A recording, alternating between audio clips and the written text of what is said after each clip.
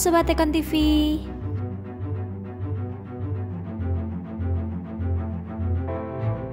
Penyakit jantung adalah salah satu penyakit yang berbahaya dan mengancam jiwa jika terlambat ditangani. Gejala penyakit jantung yang umum dialami adalah sakit atau nyeri dada. Sakit atau nyeri dada ini sulit untuk dibedakan antara disebabkan oleh penyakit jantung atau penyakit MAH. Lalu bagaimana cara membedakannya?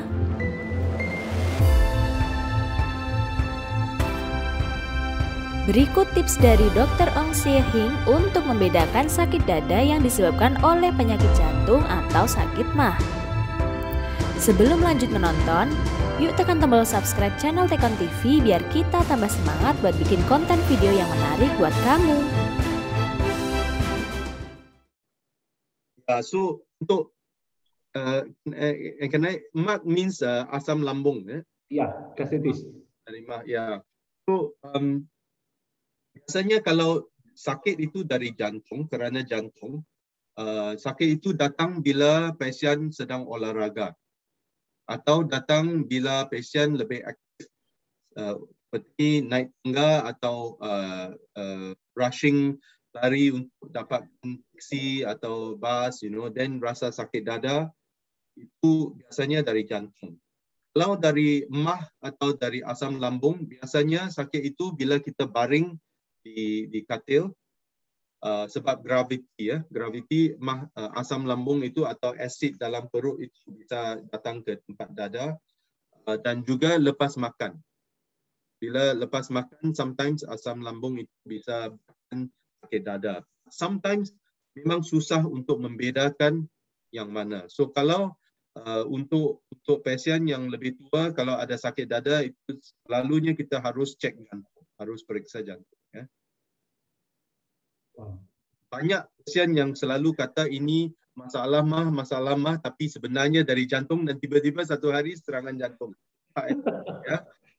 So we cannot always just say it's not the heart. Tapi penjelasan Dr. Ong bagus sekali ya. Jadi kita ada patokan. There's a way of identify first. Patokannya kalau kita berbaring kan gravitasi, berarti kan mungkin bisa dari MAH. Kalau kita beraktivitas habis olahraga misalnya, itu kemungkinan malah bisa jantung seperti itu. Itu bagus, very good identify. Ya, very good. Okay, next question. Mengapa EKG dan ECHO tidak bisa digunakan untuk mendeteksi penyumbatan pada jantung? Bukannya EKG dan ECHO bisa menipu, tapi EKG dan ECHO tidak bisa membuat diagnosis penyumbatan. That's why just now my talk, I stress that the CT scan is the best test. Kalau kita mau buat satu test untuk periksa penyumbatan, yang paling bagus CT scan. Okay? Di Indonesia kita panggil CT scan atau CAT scan. CT scan untuk jantung. Ya, itu paling bagus untuk membuat diagnosis untuk penyumbatan. EKG dan ECHO tidak bisa membuat diagnosis itu kecuali kalau untuk pasien yang pernah ada serangan jantung. Okay. Paling bagus CT scan. Apakah ada hubungan antara aritmia jantung dengan ISK yang disebabkan oleh bakteri? So ini biasanya berlaku dalam pasien yang lebih tua, yang umurnya lebih lanjut. Pasien yang begini biasanya sudah ada masalah jantung, seperti jantung sudah keras sebab tekanan darah tinggi. Okay? For example, jantung dia sudah tidak bagus. Bila ada infeksi saluran kencing, masa itu banyak adrenalin atau banyak stres hormon dalam badan dia. Stres hormon itu akan buatkan jantung ada aritmia. Aritmia ini biasanya dipanggil atrial fibrillation, okay? Atau fibrilasi atrium. Ini satu aritmia yang sangat penting. Sebab aritmia ini mungkin akan buatkan stroke. Okay? Mungkin akan end up with stroke atau angin akmal. Biasanya dalam pasien yang lebih tua, bila mereka ada infeksi, bukan saja infeksi saluran kencing, tapi infeksi paru-paru, infeksi mana-mana saja, itu mungkin akan jantung dia stres kepada jantung itu akan bagikan aritmia itu untuk berlaku. Okay. Dok, sorry saya mau tanya sekalian deh. Tadi ngomongin talking about arrhythmia. So the arrhythmia when it's become very high because of the infection, it will cause stroke. Is that what you say? Not arrhythmia or stroke ya. So ini atrial fibrillasi. Arrhythmia itu yang buatkan stroke ya, sebab dalam jantung, if you can see this heart ya, can you see this heart? When you have a arrhythmia, tempat di atas jantung di sini, dia tidak berdenyut, dia hanya menggetar saja. Okey, tidak berdenyut. So bila tidak berdenyut, darah dalam tempat ini jadi sangat lambat, very slow flow. Bila dia lambat, dia jadi darah beku. Kalau darah beku berlaku dalam jantung, tidak ada masalah. Tapi darah beku ini sangat keluar dari jantung. Bila dia keluar dari jantung dan pada pembuluh darah otak, dia akan membatkan pembuluh darah itu dan buatkan stroke. Okey? Tapi ada masalah dengan aritmia ini, dia akan buatkan jantung sangat cepat. Mungkin 130, 140 per minit. Bila jantung sangat cepat, pasien akan sangat capek, mungkin ada air dalam paru-paru, mungkin tekanan darah jadi rendah. Ya, maksud itu mungkin pasien lebih serius dan lebih sakit. Ya. Wah, luar biasa sekali Dr. Ong. Saya belajar banyak dari ini. Dulu ada pasien yang seperti ini ya, tiba-tiba kan detaknya naik, terus ada aritmia, nah betul, habis itu ada stroke. Kita juga penasaran kenapa. Ternyata memang ada darah bekunya itu yang ke atas ya, Dok ya. Ya. So kalau dokter sudah nampak ada aritmia ini, kita harus berikan ubat untuk kencing darah. Ya. Apa yang harus dilakukan jika ada pasien yang mengidap jantung kronis dengan sumbatan 100% tapi takut untuk melakukan operasi besar? 100% block, yes. If it is chronic, it is very difficult to unblock, but it can be done. We just need to be very patient. And you need to spend time. Sometimes we take 3-4 hours to unblock this 100% blockage. Now I showed you that we can use wires from another blood vessel to go from the back side of the blockage to go through. But this is what we call chronic occlusion. And sometimes, if it is not worthwhile doing the CABG or operation, we can actually think about doing stent and putting the stent in. Okay. So dalam bahasa Indonesia, jawapan dia untuk 100% blockage ini memang susah untuk letak, untuk pasang ring, tapi bukan impossible. Bisa pasang, tapi kita harus sabar, kita harus gunakan masa, dan juga kos dia lebih mahal. Sebab kita harus guna banyak alat-alat, banyak teknologi untuk pasang ring dalam 100% blockage ini. So depending, kalau tempat penyumbat itu salah satu tempat yang sangat penting, dan kalau buat bypass operasi atau CABG itu akan panjangkan umur hidup pasien, dan saya masih cadangkan pasien itu buat CABG atau operasi jantung. Tapi kalau penyempitan atau sumbat 100% itu bukan di satu tempat yang bukan operasi jantung, it is better to try letak pasang ring. Okay, and pasang ring memang sukses itu bukan 100%, maybe we have 90% success rate, but procedure itu lebih panjang, lebih mahal, dan kita harus sometimes kita harus buat 1 kali atau 2 kali. Sometimes kita harus try lebih dari 1. I hope I answered your. Ada sumbatan yang 100% dan sudah keras ya. Jadi Dr. Ong menjelaskan memang bisa pasang ring, cuma banyak alat yang harus dipakai. Kalau dibor dari depan susah, akan dibor mungkin dari belakang seperti itu. Jadi patokannya juga kalau pakai stent itu ketika dalam satu sumbatan itu mungkin sumbatannya ada 1 aja, mungkin pakai stent lebih bagus. Tapi kalau sumbatannya banyak, mungkin bypass atau CABG juga. Dok, apakah benar jika riwayat sakit jantung pada keluarga dapat diturunkan terutama ke anak laki-laki? So in general memang benar. kalau ada family history of sakit jantung, especially kalau family history itu pasien yang sakit jantung itu muda. So, apa maksudnya muda? If the father dapat serangan jantung before 45 years old.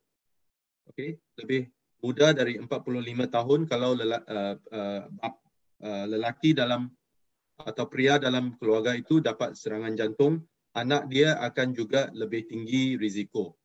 Kalau untuk wanita atau perempuan kurang dari 55 tahun, kalau sudah dapat serangan jantung, anak dia atau anak-anak dia juga lebih tinggi risiko mendapat sakit jantung, tapi bukan 100%,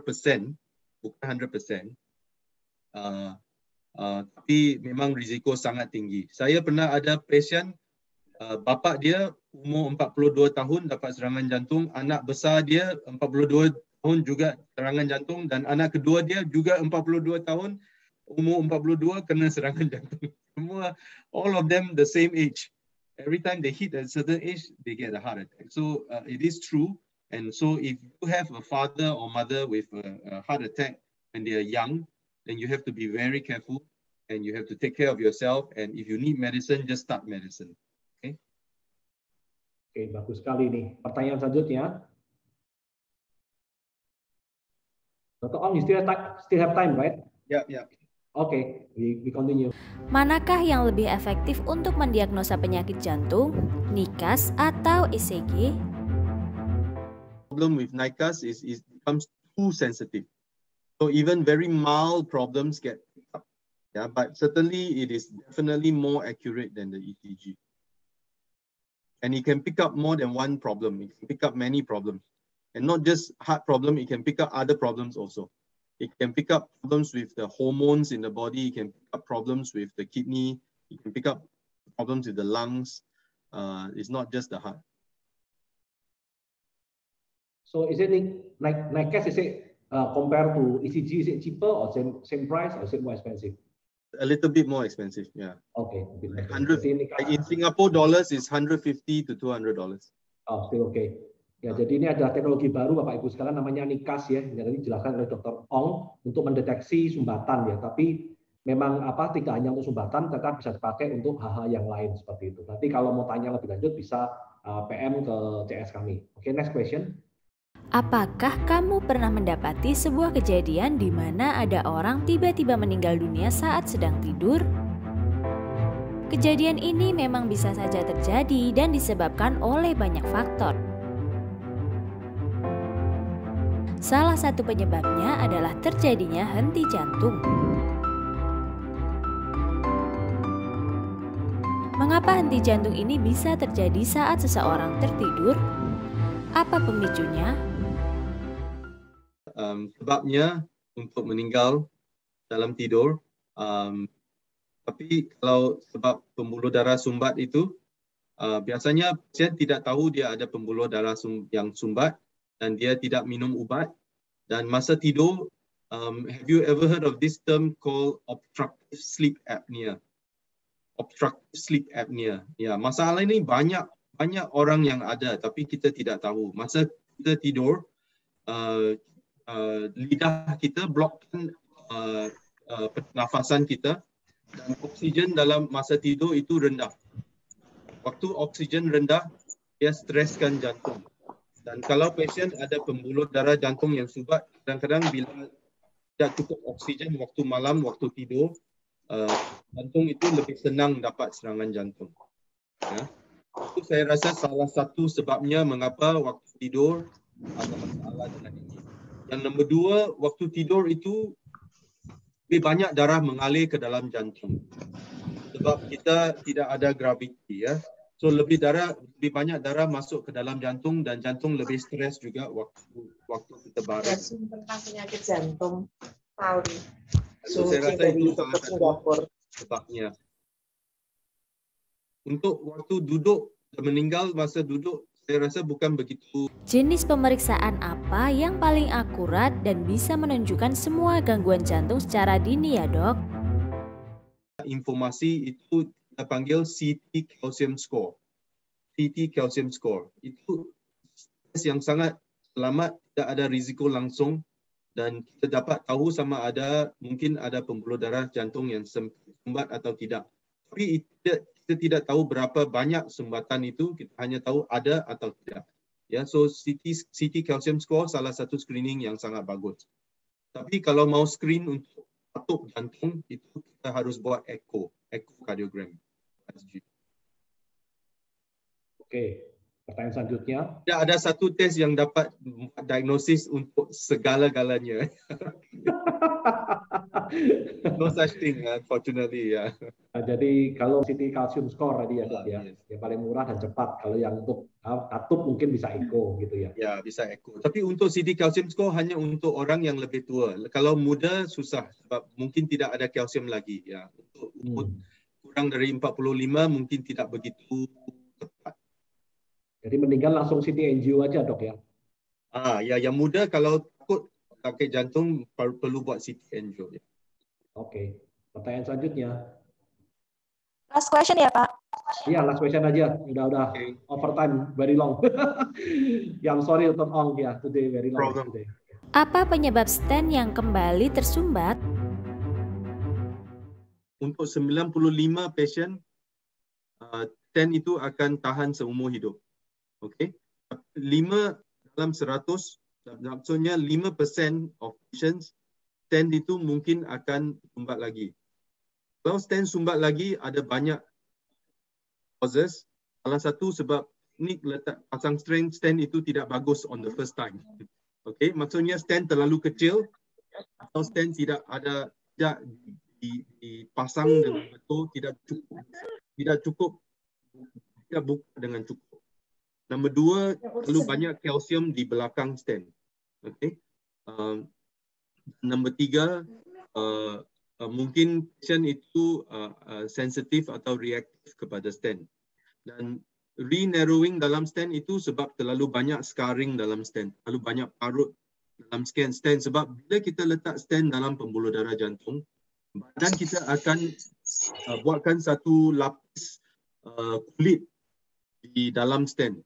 So kulit itu kalau terlalu tebal dia akan sumbatkan stent lagi. Ya, is a stent branding important? Actually nowadays most of the good stents are about the same.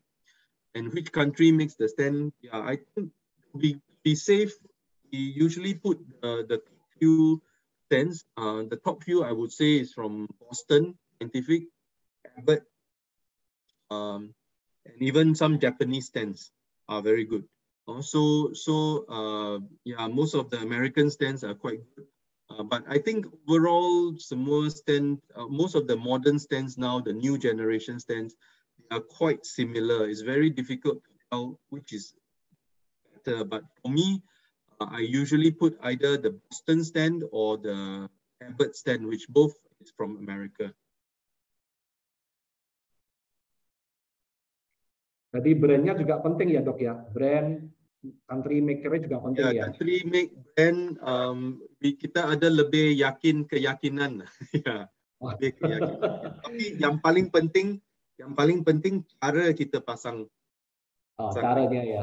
Okay. Kita pasang ring itu sangat penting sebab kebanyakannya sekarang kita gunakan imaging. Maksudnya kita letak satu USG dalam pembuluh darah jantung. Kita ukur berapa besar pembuluh darah itu, berapa panjang tempat yang kita harus letak ring. Dan kalau kita letak ring yang betul, size dia betul, ukuran panjang dia betul, dan kita pastikan seluruh ring itu dibuka dengan penuhnya, itu akan buatkan re-narrowing atau sumbat lagi itu sangat rendah. Risiko itu sangat rendah.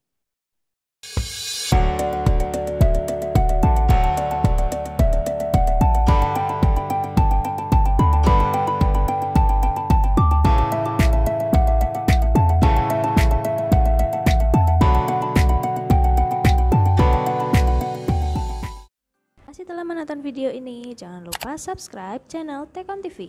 Share video ini jika kamu mendapatkan manfaat darinya. Terima kasih.